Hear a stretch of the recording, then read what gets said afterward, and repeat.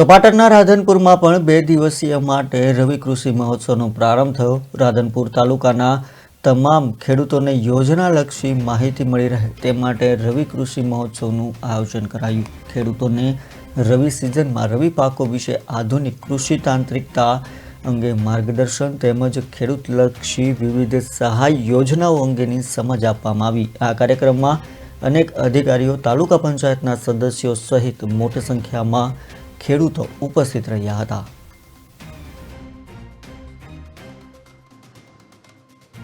આજે રવિ કૃષિ મહોત્સવ 2024 દ્વારા અંતર્ગત આજે રાધનપુર મુકામે કૃષિ મહોત્સવનું આયોજન કરેલું। એમાં રાધનપુર તાલુકાના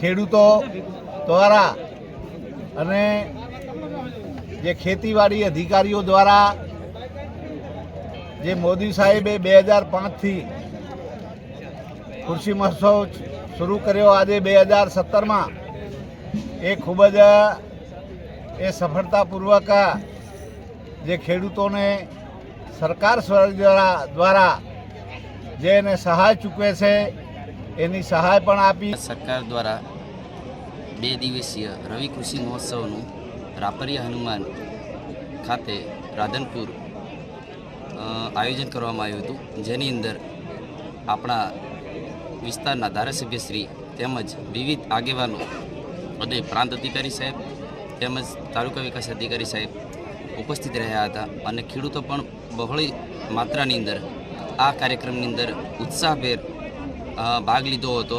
આ કાર્યક્રમમાં કૃષિ પરિસંવાદ સાથે સાથે સ્ટોલની મુલાકાત તેમજ પ્રાકૃતિક મોડલ ફાર્મની મુલાકાત પણ